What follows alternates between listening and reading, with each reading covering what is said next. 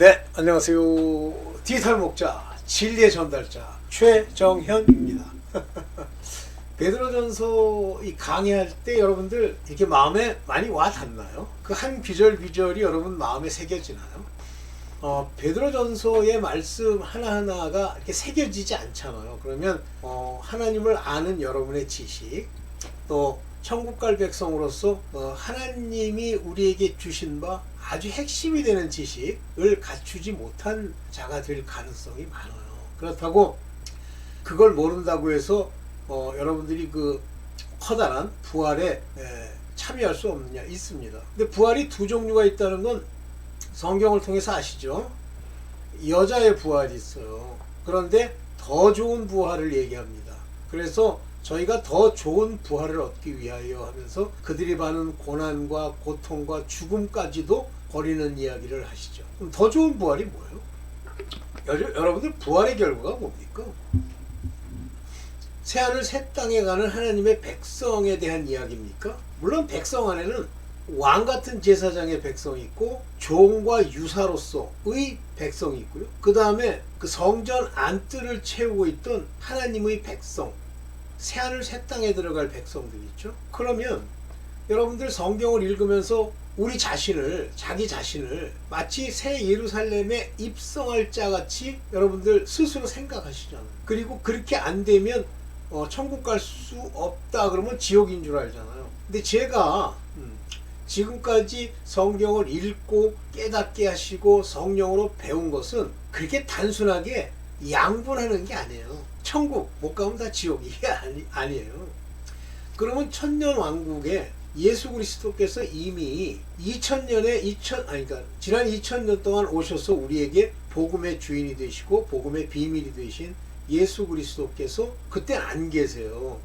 천년 왕국 동안에는. 그런데 천년 왕국 동안 우리 첫째 부활에 참여한 우리와 함께 다스리죠. 그래서 첫째 부활에는 하나님이 이 공중에 우리를 끌어올려 변화시킨 첫째 부활이 있고, 둘째 부활은 그것도 첫째 부활인데 또 다른 부활은 시온산에 재림하셔서 흰옷을 입고, 흰옷을 입다기 전에 뭐부터 입습니까? 굵은 베옷을 입고 1260일 동안 회개하고, 그것이 남은 3년 반이에요. 그리고 흰 옷을 입고 하나님께 예수 그리스도의 이름과 그 성결의 표를 받은 자들의 부활이 있죠. 그래서 이 두 종류의 부활에는, 하나는 이 뒤에 나오는 부활은 여자의 부활이라고 표현하고요, 앞에 나와 있는 공중으로 들림을 받은 것은 아들들의 부활, 즉 우리가 흔히 예표로 얘기하는 아담을 잠들게 하시고 갈빗대를 뜯어 여자를 만드시고 합치는 그 둘이 하나가 됐죠. 마치 아브라함과 그 사라의 저거와 같아요.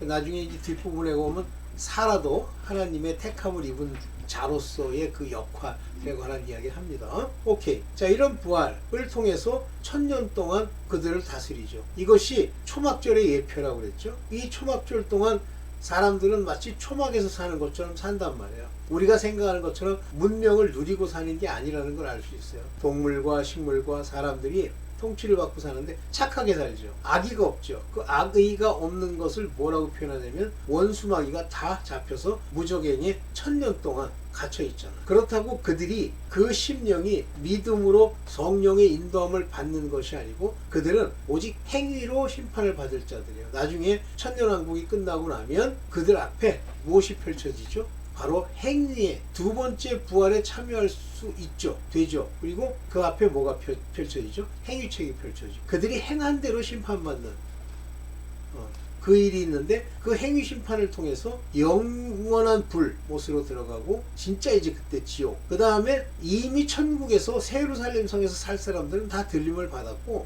성전의 앞마당, 즉 장막 안쪽에 있는 사람들, 천년왕국에 속할 사람들을 선정하시죠. 그들이 새 하늘과 새 땅에 사는 거예요. 그러면 제가 이제 하나님이 가르쳐 줘서 깨닫게 된 그걸 가지고 이렇게 비춰보면 가끔 간증하는데 멀리 이렇게 우리 아버지를 보여주세요 그랬더니 아버지가 저 시골에 어디 살대요. 그건 거짓말이에요. 물론 하나님이 그가 최종적으로 있게 될 곳에 관한 이야기를 그에게 알려주려고 보여줄 수도 있습니다. 그러나 본질적으로는요, 아직 새하늘 새 땅이 아직 지어지기 전이기 때문에 거기서 온다? 거기서 뭐 작은 집에서 뭐 농사 짓고 산다? 거짓말이에요. 그러니까 영적인 이야기들이니까 검증할 방법이 없으니까 그냥 자기 생각으로 얘기할 가능성이 많아요. 물론 뭐 제가 그걸 그들이 생각대로 얘기했다고 보장하는 건 아닙니다. 그러니까 보장하는 건 아닙니다. 제가 전부하는 건 아닙니다. 그러나 현재 상황으로 보면 그렇다는 거예요. 우리 베드로전서에 옥에 관한 이야기가 나와요. 뒷부분에. 그래서 예수께서 돌아가시고 영으로 옥에 있는 사람들에게 복음을 전했다고 돼 있어요. 그럼 그 옥이 어디예요? 옥이 어디냐고. 그래서 어떤 목사님이 자기가 하나님께 받아서 옥은 그 옥을 실제 만들고 거기에 이제 들어가서 사는 거기서 이제 있는 사람들이 누구냐면 노아 시대 이전에 많은 가인의 자손들, 종족들, 그 후손들, 빌어먹을 인간들 다 죽을 거. 이 인간들도 있지만 셋으로 말미암는 그 사람들도 900년씩 살면서 사람들을 이렇게 낳았단 말이에요. 양이 얼마나 많겠어요. 여러분들 1000년만 지나도 진짜 수십억이 되는데 하물며 그 900년씩 1000년씩 살던 시대에 그들이 낳은 자손들이 얼마나 많겠느냐고요. 그들이 홍수로 인해서 전부 빠져 죽었는데 그 홍수의 물이라는 게 하나님의 말씀 그런 뜻으로 해석되잖아요. 마치 그 나중에 이제 출애굽할 때 이야기하면서 홍해 바다를 걷는 것과 그 방주를 타고 이제 구함을 받은 자들을 비유를 하시잖아요. 그 사람들이 다 어디가 있겠어요? 죽어서. 그래서 그 죽은 사람들, 그때 당시에 죽은 사람들이 있게 되는 곳을 옥이라고 표현했어요. 그 옥의 총 대장이 누구냐면 그 사람을 에녹이라고 주장을 해요. 뭐 맞을 수도 있고 안 맞을 수도 있지, 그건 몰라요. 그런데 그 옥에 갇힌 사람은 바로 노아의 홍수 이전에 있던 사람들이에요. 거기서 복음이 전파되면 하나님의 말씀을 듣고 그 복음을 들을 수 있는 자들은 살겠죠. 그러나 그 옥 안에는 그런 사람만 있는 것이라고 보여지지가 않아요. 옥 안에는, 그러니까 옥에 있는 사람이 다 사는 게 아니야. 옥 안에는 가인의 후예들도 들어가 있지 않을까라고 저는 생각합니다. 이건 옳은 건 아니에요. 제 상상이에요. 이거 가지고 또 맞는다고 얘기하지 마세요. 그래서 복음을 전파하고 살릴 자들을 이제 예수 그리스도 이후에, 예수께서 오신 이후에 만들어져서 옮겨질 지역이 어디예요? 낙원이죠. 예수께서 돌아가실 때 그러잖아요. 오늘 내가 나와 함께 낙원에 있으리라. 그 전까지는 낙원이라는 파라다이스가 안 나와요. 예수께서 말씀하시면 이제 낙원이 생기고 그 낙원에 두 종류의 사람들, 즉 옥에서 복음을 전파받은 사람들, 또 아브라함의 품, 보석, 품에 있는 사람들이 낙원으로 옮겨갔다.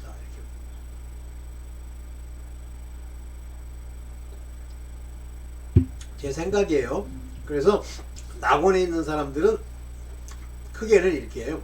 하나님을 믿는 자들, 복음을 들은 자들, 이런 자들이 있는 곳이다. 좀 회개한 자들이 있는 곳이다. 오케이. 길게 얘기하지 말고. 여러분들이 이제 오늘 제가 이 베드로전서를 이렇게 한 주절 한 구절씩 하나도 빼지 않고 여러분들이 접할 수 없는 헬라어를 가지고 여러분들이 이렇게 해석할 때 잘 들어보시고요. 같이 한번 이제 이 귀한 말씀이 여러분들에게 새겨지나를 한번 봅시다. 아이고, 네, 봅시다. 지난번에 베드로전서 2장 5절까지 했는데 2장 5절의 얘기가 뭐냐면 소위 산돌, 신령한 집, 즉 성령이 계시는 집 얘기를 하면서 너희도 산돌같이, 그래서 living stone입니다. living stone. 그래서 이 living stone이란 말은 살려주는 돌이라고 그랬죠. 살려주는 거. 여기 여러분들한테 이제 헬라어 가지고 여러분들 말씀을 드렸어요. 그래서 기쁘게 받으실 만한 신령한 제사인데 이상해. 이 사람들은 이 개역성경 번역한 사람들은 그냥 이 신령하다는 걸 영적 제사라고 해도 되는데 꼭 이렇게 묘하게 사람들이 읽으면 신령과 영의 일은 다른 걸로 보게끔 따로 번역을 해요. 악당이죠. 신령한 제사를 드릴 거룩한 제사장이 될지어다요. 거룩한 제사장이라는 건 뭐냐면 옛날 과거의 구약과 관련되어 있는 제사장이라 좀 이따 나올 겁니다. 이 돌은 구약의 것을 맞추고 구약이라고 세워진 집에 연결되어 있는 돌이에요. 코너스톤. 이 코너스톤이라는 게 여러분들이 이제 뭐냐면 제가 신학교에 뭐 이걸 가리키는 교수가 있어서 물어봤더니 교수도 아니야. 그냥 어제 신학교 거지 같은데 미국에서 걸걸거리고 배운 다음에 와가지고 그걸 미국이라고 하는 거 하나만 놓고 뭐 아는 것처럼 무슨 말인지 모르더라고. 나 한번 실험해. 제가 일부러 그 인간이 진짜 뭘 아는지 그 교수라는 게 물어봤어요. 코너스톤이 뭔 줄 아세요? 그랬더니 코너스톤은 뭐 구석에 있는 별 그지 같은. 자, 오케이 봅시다.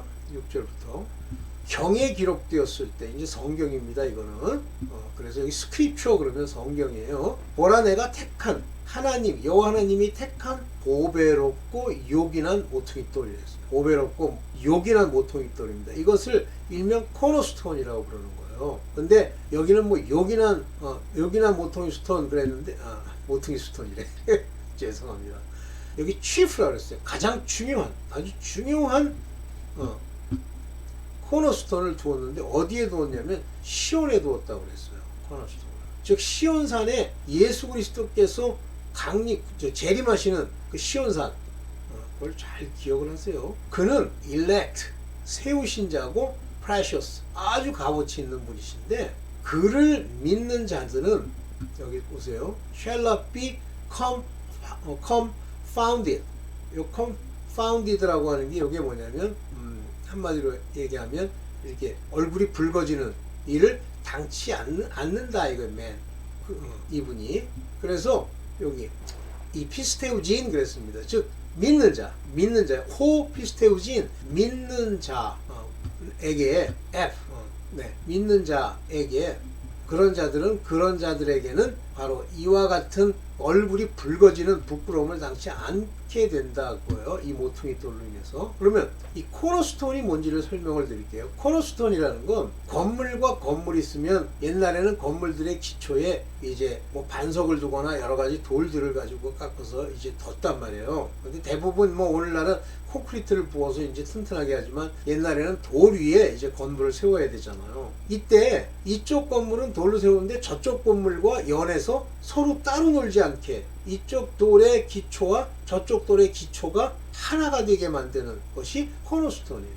다시 말하면 예수 그리스도가 코너스톤이 됐다는 얘기는 구약과 신약을 연결하는 돌이 됐다는 얘기예요. 그래서 구약의 모든 하나님이 이 세상에 있는 율법, 하나님이 준 법 모든 것이 완성되도록 신약의 새 언약을 주게 되는데 그거를 연결하는 분이세요. 이게 예수 그리스도시고 이 예수 그리스도 이 모퉁이 돌을 믿는 자는 부끄러움을 당치 아니하리라 하셨으니 이 모퉁이 돌은 바로 구약과 신약인데 구약에 속한 자들이 예수 그리스도를 믿으면 이렇게 되는 거예요. 굉장히 중요한 얘기죠. 근데 여기 부끄러움을 당치 아니라 할 때 이 쉘이라는 미래형을 쓰잖아요. 부끄러움을 당치 아니하리라 쉘이라는 단어를 씁니다. 네. 근데 여기 보면 이제 미래에도 그렇게 될 거다 그러지만 실질적으로는 이제 현재라는 게 없어요. 부정과거 그러면 과거로부터 미래까지 얘기하는 거고 그냥 과거 그러면 바로 그때만 얘기하는 거예요. 과거에 뭐 돌이 떨어졌다 그러면 그건 과거입니다. 부정과거는 그때부터 시작해서 영원이란 뜻이에요. 그래서 주로 그 영어로는 그걸 번역할 때 전부 뭘 어떻게 번역하냐면 have been, have pp라고 하는 소위 완료형을 쓰게 되죠. 완료형이라는 뭐예요? 만약에 과거 완료 같으면 과거에 시작돼서부터 지금까지. 근데 완료형이긴 하지만 영어로는 그러나 헬라어 관점에서 보면 미래까지라는 뜻입니다. 그러니까 영어에서도 진행형을 쓰면 진행형이 현재 진행했다고 얘기하는 한국식 방법으로 해석하는 사람들이 있죠. 중고등학교 영어 선생도 이렇게 해석을 하는데 아니에요. 그 얘기는 무슨 얘기냐면 진행형이라는 건 미래를 얘기하죠. 현재도 지나가고 있고 미래. 그러니까 정확하게 서양인들의 생각에는 현재라는 개념이 없어요. 지금이 어디 있습니까? 만약에 어떤 움직임과 행동을 나타내는 그러한 동사들은 현재가 없단 말이에요. 오케이 넘어가죠. 그러므로 2장 7절입니다. 믿는 너희에게는 보배예요. 바로 구약과 신약을 연결하기 때문에 구약의 우리 행실의 의와 율법의 의와 또 우리 마음의 할례를 받아 이 심령의 변화를 받아 그 육체의 의가 완전한 위선이 없이 하나님 안에 바르게 된 양심을 따르는 행실이 되게 함으로써 그 두 개가 하나가 돼서 소위 그리스도의 의, 믿음의 의가 되게 만드시는 거죠. 그러니까 보배죠. 그러니까 예수 그리스도께서 안 계시면 쉽게 얘기하면 율법의 의가 완성이 안 돼요. 그러나 믿지 아니하는 자들. 이 믿음이라는 건 말씀이라고 그랬어요. 말씀, 뜻, 하나님이 우리에게 주시는 명령. 믿지 않는 자들에게는 쓸데없는 돌 하나가 나타나가지고 뭐 왔다 갔다 하는 것도 유대인들 입장에서 보면 예수 그리스도가 무슨 완성이야. 자기 열심히 하고 있는데. 그러니까 지금도 하나님이 그 모퉁이 돌을 보내셔서 그들로 완성케 한다는 그 하나님을 아는 지식을 버리고요. 자기가 세워놓은 자기의 의의 지식, 자기가 옳다고 하는 교만의 지식, 자기가 어떻게 옳을 수가 있어. 교만의 핵심은 바로 이와 같이 예수 그리스도의 말씀과 경건에 관한 교훈에 마음을 두지 않는 자들이 다 교만이에요. 겸손은 바로 그거를 늘 두고 내 행실을 제어하고 하나님이 제어하도록 나를 그에게 맡기는 행위, 말씀에 맡기는 행위, 이것이 겸손이에요. 맡겨야 돼요. 근데 맡기는 게 뭔 줄을 몰라. 살아오면서 늘 지가 뭘 해가지고 밥은 얻어먹고 남 사기쳐가지고 돈이나 벌고 했기 때문에 맡긴다는 개념이 없어요. 맡기는 건 그가 그렇게 하시기 전까지 가만히 있는 거예요. 그럼 종이 지멋대로 막 열심히 해? 그러면 뭐 주인이 뭐 상을 좀 더 줄런지 모르지만 주인의 뜻에 맞아야지. 안 마시 지멋대로 막 해요. 주인이 거기다 불 붙이지 말라고 그랬는데 자기가 거기서 밥을 하겠다고 불을 떼다가 다 태워 먹어? 그러니까 그게요. 특히 요즘 현대인들에는 맡기는 게 뭔지를 몰라요. 오케이. 그래서 모퉁이의 머릿돌이 되고 이런 말씀들, 이런 말을 마음에 이렇게 잘 새깁시다. 여기 보면 이게 리소스라고 하는 게 이게 바로 돌이라는 뜻이에요. 돌. 그래서 여기 보면 아포칼리마조 하는 거죠. 다시 말하면 믿지 않는 자들에게는 무슨 돌이냐면 거치는 돌, 아주 그냥 한 골치 아픈 돌, 그런 돌이 되어버리는 거예요. 그래서 그 하나님이 그것을 세우시기 위해서 세운 그 돌이 그들에게는 거치는 게 되죠. 그러니까 왜 그러냐면 가장 근본적인 이유는 뭐냐면요, 이거예요. 이 게노센의 아주 근본적인 의미를 볼게요. 이 게노센 S, 이 모퉁이 돌, 이것이 그들에게 의미가 없는 거예요. 이것이. 오케이, 봅시다. 2장 8절입니다. 또 부딪히는 돌과 거치는 반석이 됐다는 거예요. 여기 부딪히는 돌은 스톰블링 하면 왜 가다가 걸려 넘어지는 돌들 있죠. 스톰블링, 넘어지게 하는 돌이요.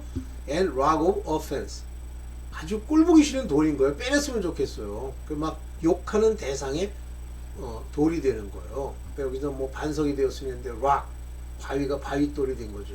어우, 저거 참 되게 귀찮으네. 이렇게 저희가 말씀을 순종치 아니함으로 그 말씀에 걸려 넘어지는 그들에게는 순종치 않기 때문에 그렇다는 거예요. 그래서 그들은 아주 근본적으로 순종하지 않기 때문에, 순종치 아니하기 때문에 그런 식으로 거쳐 넘어지는 거예요. 순종하면 거쳐 넘어질 이유도 없어요. 근데 이 이유가 뭐냐면 they were appointed, 이렇게 돼 있어요. appointed.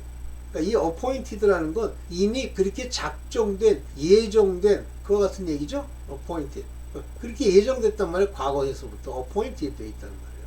그래서 믿고 안 믿고가 이미 정해져 있는 거예요. 내가 뭘 해서 믿어지는 게 아니에요.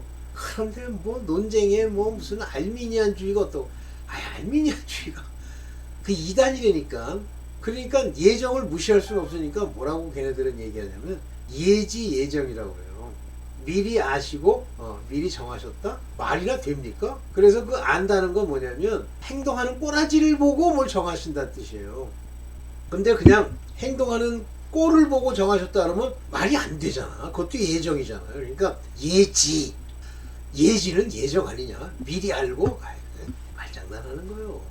여러분들 성결교단 다니다가 망하지 마십시오. 물론 뭐 걔네들이 주장하는 바 자 인간이 뭘 할 수 있는 거를 뭐 강조하지는 않겠지만 걔네는 성결교단에서 뭘 했다면 반드시 그걸 주장하게 돼 있어요. 내가 뭘 해야 복 받고 내가 복 받는 길을 걸어야 되고 그렇게 돼 있어요. 하나님은 내가 하는 일로 감동받고 있다고 소리하게 돼 있어요. 2장 9절. 그래서 너희는 택하신 족속이요, 왕 같은 제사장이요. 이제 왕이에요. 즉 새 예루살렘 성 안에 들어가는 입성할 수 있는 왕이요, 거룩한 나라요. 그래서 여기 이제 나라라는 말, 네이션이라는 여기 말을 씁니다만은 여기 뭐라고 써요? 바실레이온 그러잖아요. 바실레이온, 거룩한 바실레이온.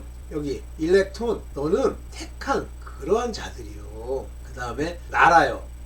그래서 이 나라 하면서 이 나라를 뭐라고 번역했냐면 여기서는 왕이라고 번역했습니다. 바실레이온 통치하는 요게 제사장이란 말이잖아요. 헤라테우마가 그런 뜻이에요. 네, 그렇게 이제 번역을 했잖아요. 그의 소유된 백성이니, 근데 이 백성이라고 하는 건, 소유된 백성이라고 하는 건 아주 포괄적인 의미로 얘기하는 겁니다. 새 예루살렘, 아니죠, 새하늘 새 땅까지.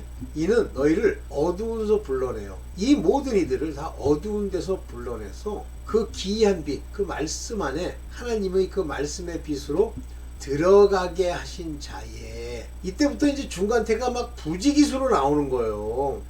들어가게 하신 이에,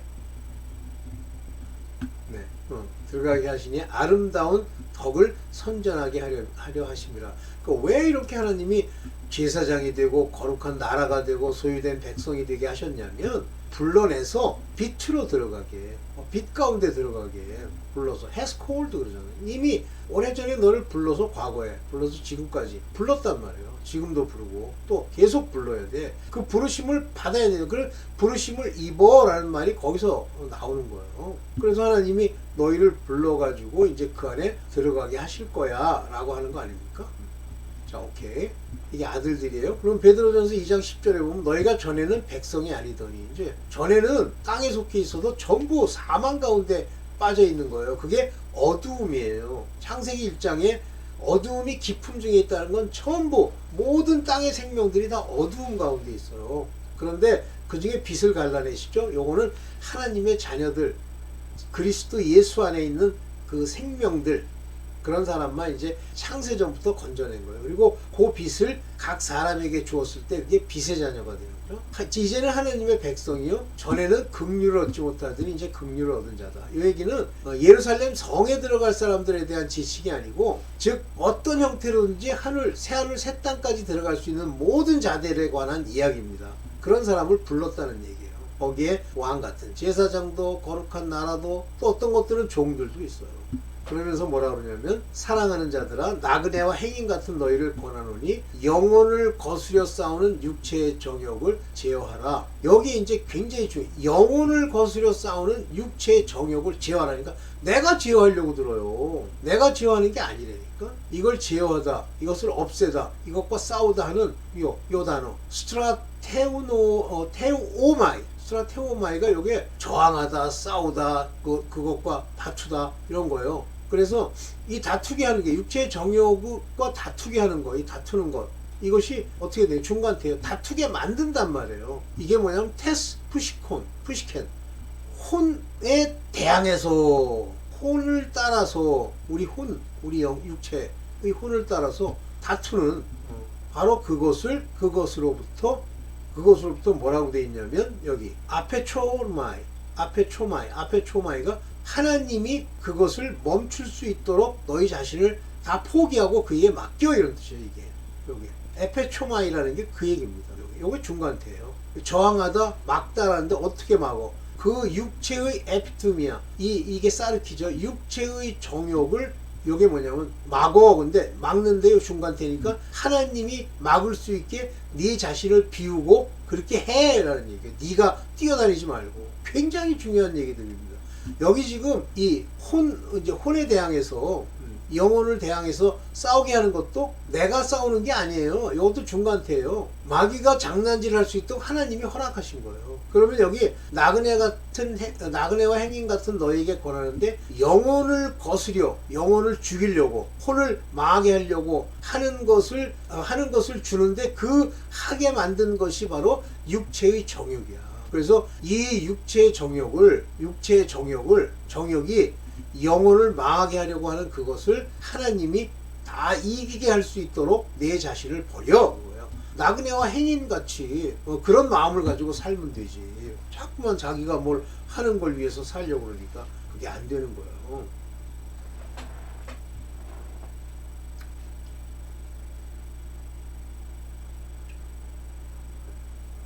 그래서 여기서부터 보면, 이제 베드로전서 2장 12절부터는 행실을 선하게 하라, 악행한다고 비방하지 못하게 하라, 선한 일로 인해서 권고하시는 날에 영광 돌리게 하라. 다시 말하면 중요한 얘기인데요. 선이라고 하는 건 하나님이 나를 성령으로 인도해야 내 행실이 선해져요. 그러기 위해서 하나님은 우리의 양심을, 선한 양심을 살려주십니다. 그러면 내가 선하게 살았더니 망했다, 그 얘기가 아니에요. 내가 선하다는 건 하나님 뜻대로 산단 말입니다. 그렇게 살면 사람들이 우리를 핍박은 하지만 이거 가지고 죽이질 못해요, 세상 법으로도. 그래서 이 세상의 임금이나 세상 법도 선을 악이라고 얘기하는 법은 없어요. 그걸 이용해서 장난질을 하는 거지. 지금 우리나라에 무슨 뭐 차별금지법? 말 자체는 선을 추구하는 거 같잖아요. 근데 그 뒷부분에 뭐가 들어있어요? 그걸 가지고 하나님의 일을 회방하고 방해하려는 자들이죠. 그 전부 악마들이에요.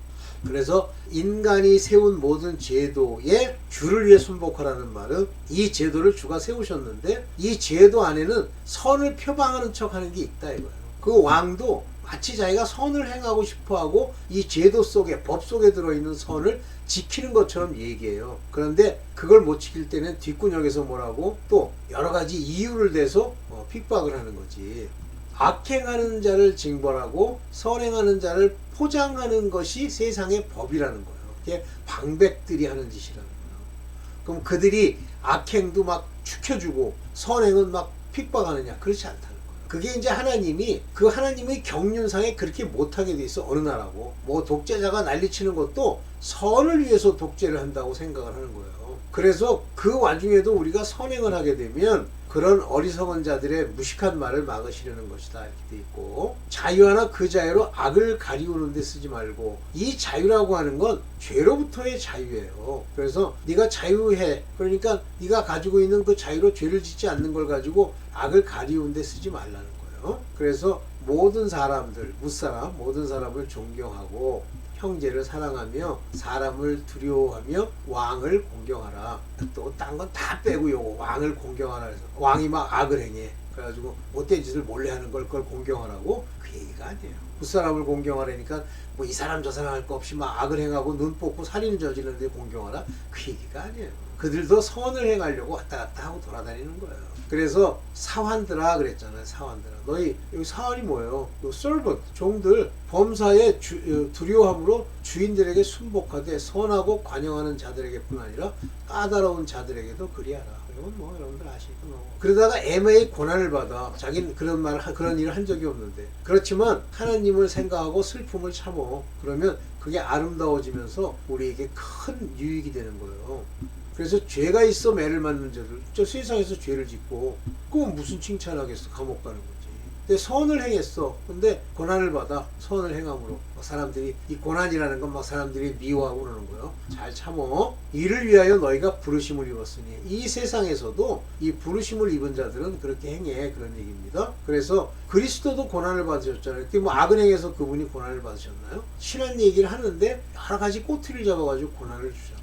그래서 그 본을 끼쳐 그 자취를 따라오라 하게 우리에게 본이 되셨죠, 그리스도께서. 그래서 저는 죄를 범치 아니하시고 그 입에 괴사도 없으셨어요. 아무나 안 하셨어요. 여러분들 이제 하나님이 여러분들 인도하시면 마음 같아서는 이렇게 얘기하고 싶은데 입이 안 떨어지는 경우가 많아요. 욕을 받으실 때 대신 욕하지도 아니하시고, 고난을 받으실 때 위협하지도 아니하시고, 공의로 심판하시는 자에게 부탁하시며, 오늘날 뭐 가끔 보면 그런 자들에게는 한마디 해줘야 되는데 그럴 필요 없어요. 왜? 우리가 이 속이 좀 부글거리기 때문에 그걸 부추겨 가지고 우리로 하여금 이렇게 말로 아니면 뭐 욕하기도 하고 위협하기도 하게끔 하려고 하는 마귀의 생각이 들어와서 그렇지, 그게 옳은 일이 아니에요. 만약에 마귀의 생각대로 하잖아요. 그러면 반드시 그거에 대해서 문제가 생겨요. 절대 하지 마십시오. 그러면 마귀가 틈을 타가지고 저게 그렇게 했구만, 하나님 저를 제가 이렇게 좀 좌지우지 하겠습니다. 그러면 하나님이 허락해요. 그러면 그때부터 내가 일상의 삶에서 어려움이 오는 거예요. 갑자기 똑같은 놈이 나타나가지고 막 나한테 멱살 잡고 욕하고 그래요. 오케이, 마지막이죠? 아니다, 25절까지가 마지막이죠. 그래서 이렇게 하시면서도 친히 나무에 달려서 스스로 다신 거예요. 몸으로 우리 죄를 담당하셨는데 화목제물로, 이는 우리로 죄에 대하여 죽고 의에 대하여 살게 하려고 하신 거예요. 그래서 그가 돌아가셨기 때문에 그를 믿으면 우리가 죄에 대해서 죽습니다. 그래서 우리에게 죄 지었다라고 얘기를 안 해요. 우리가 이제 사단 마귀가 나타나가지고 계속 얘기하는 거예요. 너 죄졌잖아 아까. 그 사람한테 뭐라고 했던 것 같은데? 아니, 하나님은 그것을 허물하지 않으세요. 죽었기 때문에. 걔가 과거의 일을 가지고 우리를 참소하는 거예요. 저가 채찍 맞음으로 너희는 나음을 입었나니. 그러니까 예수를 믿으면 그가 대신 우리의 병도 이렇게 나음을 입도록 채찍을 맞으셨어요. 근데 왜 그러면 여러분들 나음을 못 받고 병이 있느냐? 첫째는 실제 죄를 졌기 때문이고, 죄에 대해 죽어야 되는데 죄를 졌기 때문이고, 그 나음을 입지 못하는 이유는 믿지 않기 때문이에요. 그러니까 세상은 뭐 비타민 C를 먹어야 살고 뭐 밥을 이런 걸 먹으면 뭐 대장암이 걸리고, 웃기는 소리 하지 말라. 뭘 먹어도 상관없어요. 그러면 뭐 바울은 그 독을 마실지라도 죽지 않는다는 말이 다 거짓말이야? 바울을 뱀이 물었는데 바울이 안 죽어? 다른 사람들은 다 죽는다 그랬어요. 안 죽어. 왜 안 죽어요?